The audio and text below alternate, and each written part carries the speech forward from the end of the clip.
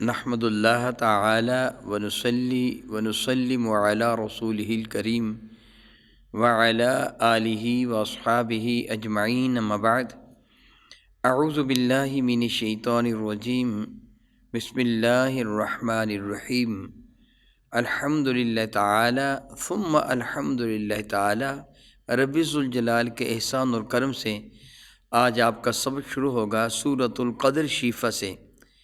یہ سورہ بارکہ قرآن مجید فرقان حمید کی ترتیب کے اعتبار سے 97ویں نمبر پر ہے۔ صاحب خزائن نے نقل فرمایا کہ نزول کے اعتبار سے اس کا 25واں نمبر ہے۔ بعض علماء کرام نے اکثریت نے اس کو مکی سورہ بارکہ مانا ہے اور بعض نے اس کو مدنی سورہ بارکہ مانا ہے کہ مدینہ طیبہ میں نازل ہوئی۔ اس سورہ بارکہ میں ایک رکوع، 5 آیات مبارکہ، 30 کلمات اور 112 حروف ہیں۔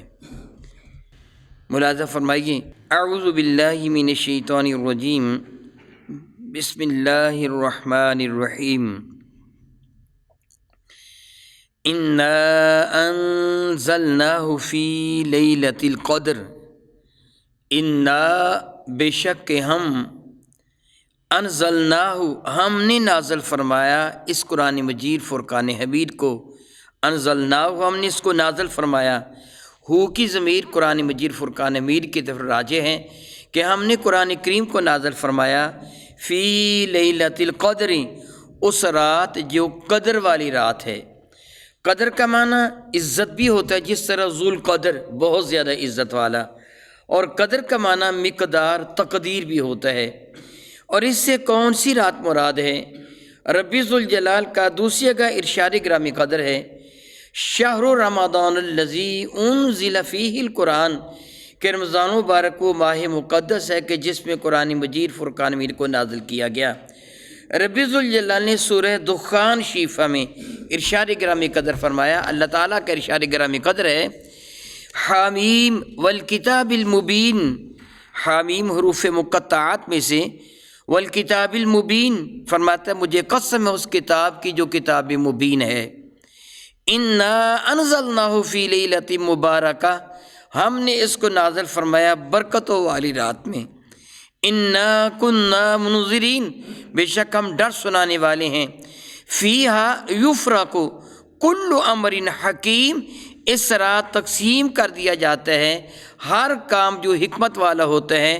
امرا من عندنا، وہ احکامات جو ہماری طرف سے نازل ہوتے ہیں۔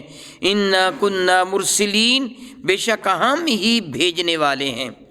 صحیح حدیث مبارکہ ہے کہ اس سے مراد شعبان معظم کی 15ویں شب ہے۔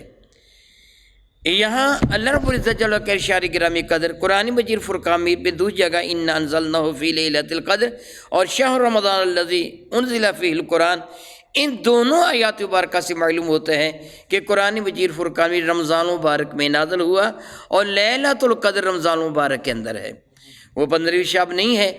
علماء کرام ان کی تطبیق یوں فرماتے ہیں کہ اس رات فیصلے کیے جاتے ہیں اور اس رات عملی طور پر نازل فرمایا گیا ہے۔ حقیقت سے اللہ رب العزت جل وعلا واقف ہیں، جس طرح وہاں ہے کہ فیہا یفرق کل امر حکیم، اس رات ہر حکمت والے کام کا فیصلہ کر دیا جاتا ہے۔ میرے اور آپ کے کریمہ کا رسول مرشد رحمت عالم کے ارشاد گرامی قدر کا مفہوم ہے، کئی مرتبہ ایسے ہوتا ہے کہ بندہ نکاح کر رہا ہوتا ہے حالانکہ اس کا نام مردوں کی فہرست میں درج کر دیا ہوتا ہے جاتا ہے۔ اس رات شعبان معظم کی 15ویں شب سے ہی حدیث مبارکہ ہے کہ اس سال آنے والے سارے کے سارے انسانوں کا، بچوں کا نام بھی لکھ دیا جاتا ہے اور مرنے والے سارے کے سارے انسانوں کا نام بھی لکھ دیا جاتا ہے، گویا فرشتوں کے سپرد کر دیا جاتا ہے۔ اس رات کو یوں سمجھیے فیصلے کیے جاتے ہیں، اس رات اس کو نافذ کر دیا گیا، یعنی قرآن مجید فرقان میں کو نازل کیا گیا۔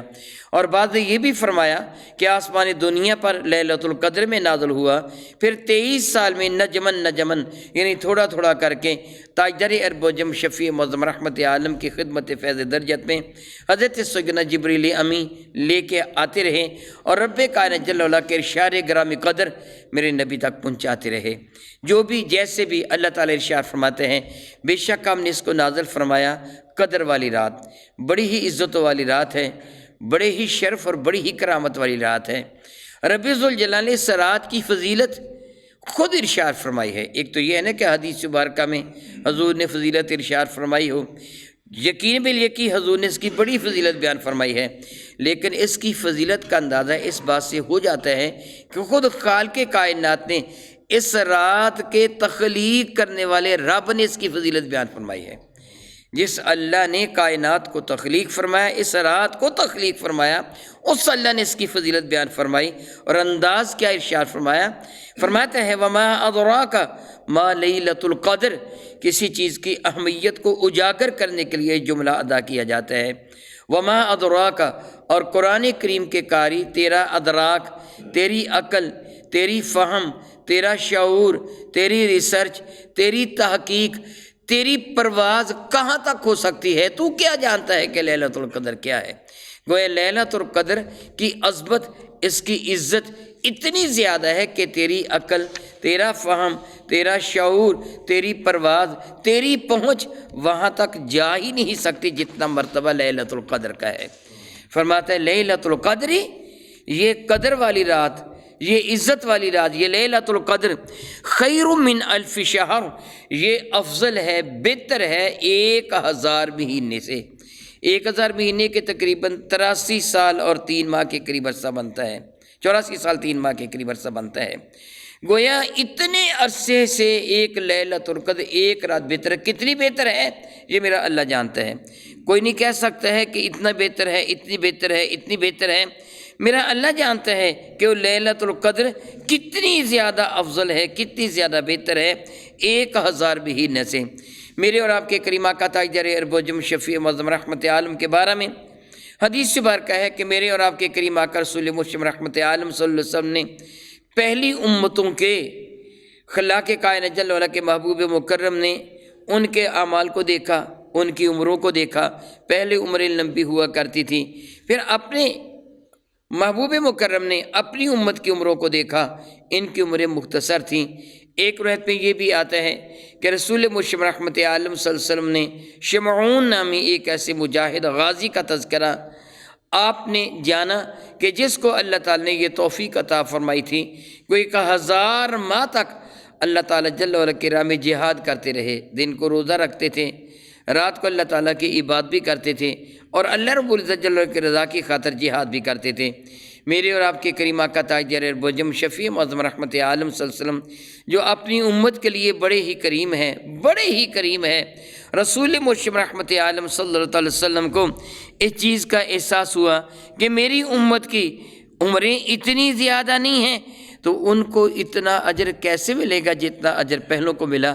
تو رب کائنات نے میرے کریم آقا پر یہ سورہ بارکہ نازل فرمائی کہ محبوب مکرم ہم آپ کی امت کو لیلۃ القدر عطا فرما رہے ہیں، وہ ایک رات عبادت کریں گے تو پروردگار عالم جل وعلا ان کو 1000 رات عبادت کرنے سے کہیں زیادہ ثواب عطا فرما دے گا۔ خیرن، اس سے بہتر ہے، اس کے برابر نہیں۔ میرا اللہ جانتا ہے کس کو کتنا زیادہ ثواب عطا فرما دیا جانا ہے۔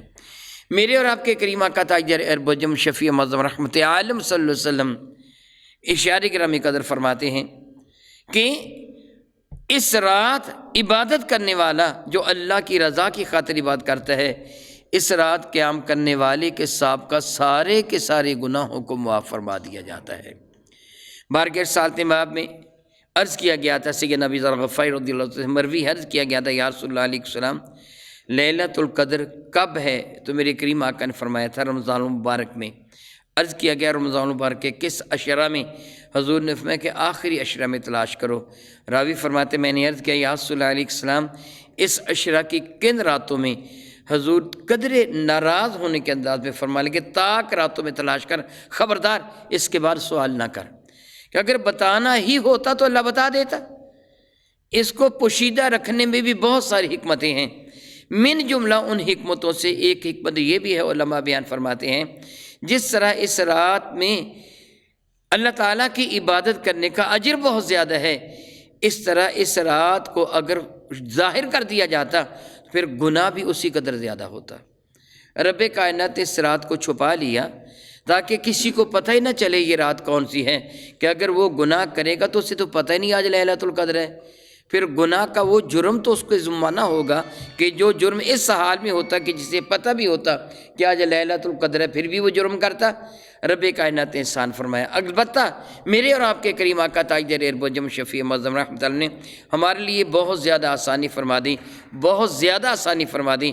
اللہ کی عزت کی قسم، میرے آقا اپنی امت کے لیے بڑے ہی کریم ہے۔ دیکھیے صحیح حدیث مبارکہ ہے، راوی حضرت سیدنا عثمان غنی رضی اللہ تعالیٰ عنہ، میرے اور آپ کے کریم آقا رسول عربی فرماتے جس آدمی نے نماز عشاء اللہ کی رضا کی خاطر با جماعت ادا کر لی، اللہ تعالیٰ جل وعلا سے آدھی رات کی عبادت کا ثواب عطا فرما دے گا۔ اور جس نے نماز فجر اللہ کی رضا کے لیے با جماعت ادا کر لی، اللہ تعالیٰ سے پوری رات کا ثواب عطا فرما دے گا۔ بندہ کچھ بھی نہ کرے، روزانہ نماز عشاء نماز فجر با جماعت پڑھتا رہے تو پوری رات کی عبادت کا ثواب مل جاتا ہے۔ تو کوئی رات تو لیلۃ القدر ہوگی ہی نا، کوئی رات تو ہوگی ہی نا، پھر اس رات وہ ثواب اس کو میسر آ جائے گا۔ گویا اللہ تعالیٰ جل وعلا قبول فرمائے تو معلوم یوں ہوتا ہے وہ جو بندہ نمازی ہے، پابندی سے نماز پڑھنے والا ہے، وہ یقیناً لیلۃ القدر کو پا لیتا ہے، کیونکہ کوئی رات تو لیلۃ القدر ہوگی نا۔ اور پھر اللہ رب العزت جل وعلا علماء کرام پر اپنی رحمتوں کا نزول فرمائے۔ لیلۃ القدر میں عبادت کرنے والے کو اللہ رب العزت جل وعلا 1000 مہینے کی عبادت کے برابر ثواب عطا فرماتے، 1000 مہینے کی عبادت کے سے بڑھ کر، اس سے خیر بڑھ کر۔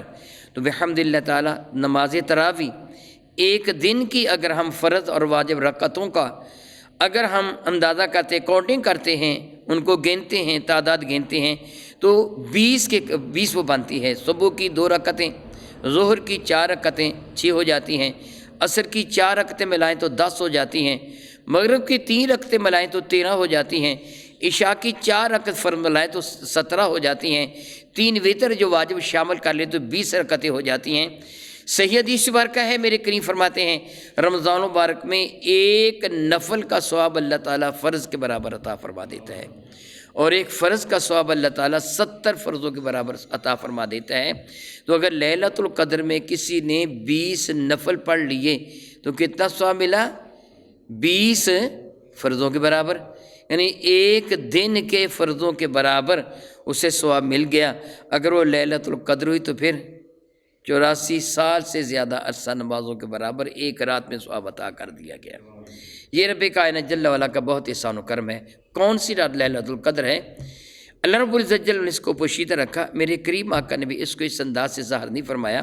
البتہ صحابہ کرام آپس میں بیٹھے گفتگو کر رہے تھے کہ لیلۃ القدر کون سی رات ہے؟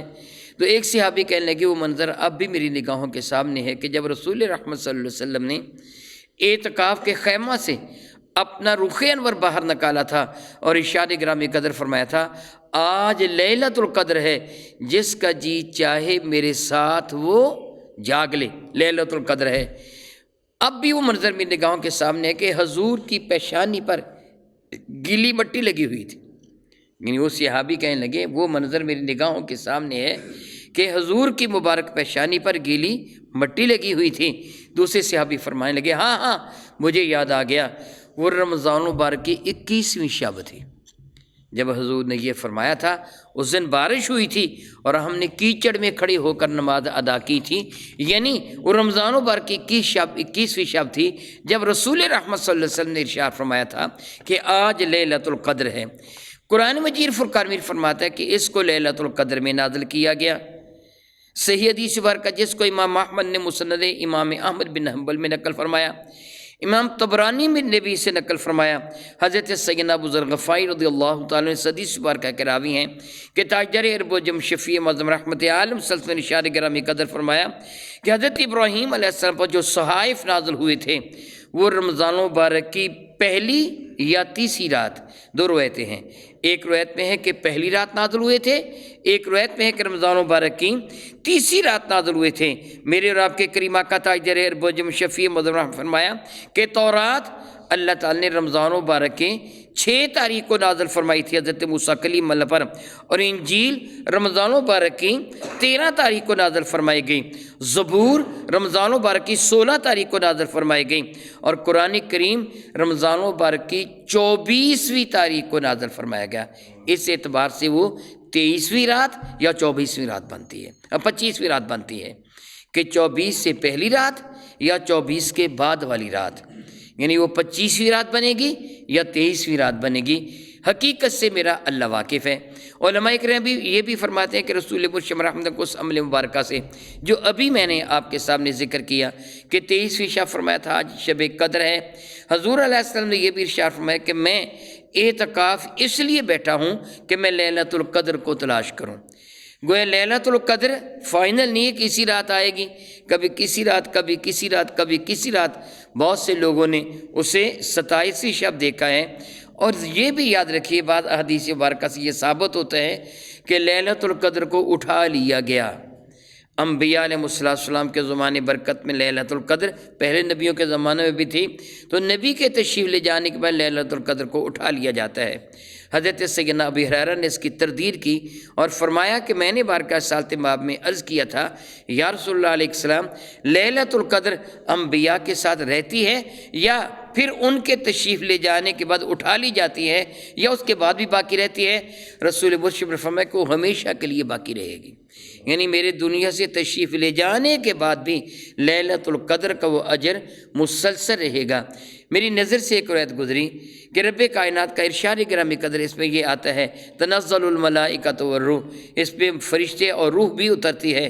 روح سے مراد یہ خاص مخلوق ہے، یہ روح الامین جبریل امی ہیں۔ بارگاہ صالح مآب میں کسی شخص سے عرض کیا یا رسول اللہ علیہ السلام، آپ ارشاد فرماتے کہ اس رات فرشتے اترتے ہیں اور جو قیام کرنے والے ہوتے ہیں، قیام سے مراد جاگنے والے، اللہ کی عبادت کرنے والے ہوتے ہیں، فرشتے ان سے مصافحہ بھی کرتے ہیں، معانقہ بھی کرتے ہیں۔ مصافحہ کا معنی ہوتا ہے ہاتھوں کا ملانا، معانقہ کا معنی ہوتا ہے گلے لگانا۔ تو ایک شخص سے عرض کیا، صحابی نے عرض کیا یا رسول اللہ علیہ السلام، کیسے ہمیں پتہ چلے گا کسی فرشتے نے ہمارے ساتھ مصافحہ کیا ہے یا معانقہ کیا ہے؟ تو میرے قریب نے فرمایا اگر تجھے تیری عبادت میں لطف آنا شروع ہو جائے تو سمجھ لینا کسی فرشتے نے تیرے ساتھ مصافحہ کیا ہے، اگر تیری آنکھوں میں آنسو بھی آ جائے تو سمجھ لے کسی نے معانقہ بھی کیا ہے، یعنی تیری عبادت میں لطف بڑھ جائے گا، مزہ زیادہ آ جائے گا۔ سبحان اللہ تعالی و بحمدہ۔ تو رب کائنات جل وعلا ارشاد فرماتے ہیں تنزل الملائکۃ والروح فیہا باذن ربہم من کل امر۔ تنزل الملائکۃ تو نازل ہوتے ہیں اس میں فرشتے بھی، والروح یا تو روح الامی جبریل امی مراد ہیں، یا پھر ایک مخصوص وہ روح، وہ کیا ہے؟ یسألونک عن الروح، محبوب مکرم علیہ السلام لوگ آپ سے پوچھتے روح کیا ہے؟ قل روح من امر ربی، فرما دیے روح میرے رب کا ایک حکم ہے۔ وما اوتیت من العلم الا قلیلا، اس بارے میں اے انسانوں تمہیں جو علم دیا گیا ہے وہ بہت ہی تھوڑا علم دیا گیا ہے، تم اس کی حقیقت تک نہیں پہنچ سکتے کہ روح اصل میں کیا ہے۔ تو اس سے مراد یا تو وہ روح ہے جس کے لیے اللہ تعالیٰ ارشاد فرماتا ہے یسألونک عن الروح، یا اس سے بات مراد لے روح الامی جبریل امی مراد ہے۔ جو بھی ہے میرا اللہ جانتا ہے، میرے اللہ کے بتانے سے میرے نبی جانتے ہیں۔ بہرحال نازل ہوتے ہیں فرشتے بھی اور روح بھی، فیہا اس کے اندر، بِإِذْنِ رَبِّهِمْ اپنے رب کے حکم کے ساتھ نازل ہوتے ہیں اور زمین پر پھیل جاتے ہیں اور ان لوگوں کی زیارت کرتے ہیں جو اللہ تعالیٰ جل وعلا کے حضور عبادت کر رہے ہوتے ہیں، ان کے لیے دعا مانگتے ہیں۔ میرا اللہ ارشاد فرماتا ہے من کل امر، سارے کے سارے احکامات لے کے نازل ہوتے ہیں۔ یہ رات جس کی عزت قدر و منزلت کا تذکرہ میرے اللہ نے فرمایا، میرے کریم آقا رسول رحمت نے فرمایا، اس رات کے لیے میرا اللہ ارشاد فرماتا ہے سلام، یہ رات سراپا سلامتی کی رات ہے۔ اس رات اللہ تعالیٰ کی رحمتیں ہی رحمتیں نازل ہوتی رہتی ہیں۔ میری اور آپ کی ماں سیدہ زاہدہ طیبہ طاہرہ عائشہ صدیقہ رضی اللہ تعالیٰ عنہا نے میرے اور آپ کے کریم آقا رسول رحمت سے سوال کیا تھا یا رسول اللہ علیہ السلام، اگر میں لیلۃ القدر کو پالوں تو کون سی دعا مانگوں؟ تو میری کریم آقا نے فرمایا یہ دعا مانگنا اللہم انک عفو تحب العفو فاعف عنی، مولا تعالیٰ تم معاف فرمانے کو، عافیت عطا فرمانے کو پسند فرماتا ہے، تو معاف فرمانے والا ہے، عافیت عطا فرمانے والا ہے، فاعف عنی مجھے بھی عافیت عطا فرما، مجھ کو بھی معاف فرما۔ عفو کا معنی معاف کرنا بھی ہوتا ہے، عافیت ہمیشہ کے لیے سلامتی بھی ہوتا ہے۔ گویا اللہ تعالیٰ جل وعلا کے حضور یہ دعا بہت ہی محبوب ہے۔ اس کو یوں بھی پڑھا جاتا ہے اللہم یا ربنا انک عفو کریم، یعنی اللہ تعالیٰ کے اسماء گرامی قدر کو زیادہ عزت و احترام کے ساتھ لے لیا جاتا ہے۔ اللہم انک عفو تحب العفو فاعف عنی، یوں بھی پڑھا جاتا ہے اللہم یا ربنا انک عفو کریم تحب العفو فاعف عنی یا غفور یا غفور یا غفور۔ امام پڑھے گا تو فاعف عنا، وہ جمع کا صیغہ پڑھے گا کہ تنہا واحد کے لیے امام جب دعا مانگے تو واحد کا صیغہ اس کے لیے مکروہ ہے، اسے جمع کا صیغہ بولنا چاہیے تاکہ سارے کے سارے مقتدی اس کے ساتھ شامل ہو جائیں۔ یا غفور یا غفور یا غفور، یہ آخر میں کہنا، یہ مستحبات میں سے ہیں، مگر میری ماں کو یعنی سیدہ عائشہ صدیقہ کو میری کریم آقا نے وہی ارشاد فرمایا تھا جو میں قبل ازیں بیان کر چکا ہوں۔ تو فرمایا تھا یہ پر رب ذوالجلال فرماتا ہے یہ رات سلامتی والی ہوتی ہے، کب تک؟ ہیا، یہ رات سلامتی والی ہے کب تک؟ حتی مطلع الفجر، یہاں تک کہ فجر طلوع ہو جاتی ہے، یعنی ساری رات رب کائنات جل وعلا کی رحمتیں نازل ہوتی رہتی ہیں۔ یہ بھی یاد رکھیے ہر شب جب آخری تہائی وقت ہوتا ہے، ایک رات میں ایک چوتھائی وقت ہوتا ہے، تو اللہ تعالیٰ جل وعلا کی رحمت آسمان دنیا کی طرف نزول اجلال فرماتی ہے، اور کائنات میں اعلان کیا جاتا ہے کوئی علامی مستغفر فاغفر لہ، ہے کوئی توبہ کرنے والا جو سچے دل سے توبہ کرے، اللہ فرماتا ہے میں اس کے سارے گناہوں کو معاف فرما کے توبہ قبول کر لوں گا۔ علامی مسترزق فرزق لہ، ہے کوئی کائنات میں میرے حضور رزق مانگنے والا کہ میں اس کی دعا کو شرف قبول سے نواز کر اس کو رزق حلال عطا فرما دوں۔ یہ مسلسل اعلان ہوتا رہتا ہے یہاں تک کہ فجر طلوع ہو جاتی ہے، یعنی اذان فجر کا وقت ہو جاتا ہے۔ شاید اسی بنا پر کسی نے کہا ہے ہر شب شب قدر است گر قدر جانی، یعنی اگر ہر شب شب قدر است تو ہر شب ہی شب قدر ہو سکتی ہے، گر قدر دانی، اگر تو رات کی قدر کرنا سیکھ جائے تو ہر شب ہی تیرے لیے شب قدر بن جائے گی۔ وہ اپنے رب کو راضی کرنے کے لیے رات جاگنا، بالخصوص رات کے آخری پہر میں جاگنا، یہ اللہ تعالیٰ کو محبوب ہے، اور میرے کریم آقا رسول رحمت کی سنت مطہرہ بھی۔ اللہ رب العزت جل وعلا اپنے محبوب مکرم شفیع معظم رحمت کے صدقہ سے اس شب عظیم کا اجر عظیم ہم ناچیز و حقیر بندوں کا مقدر بھی بنائے، اور ہمیں قرآن مجید فرقان بھی صحیح طریقے سے پڑھنے، اس کو سمجھنے اور اس پر عمل کی توفیق و ہمت عطا فرمائے۔ آمین ثم آمین، او کما قال اللہ تبارک و تعالی واللہ تعالی اعلم باسرار کتابہ۔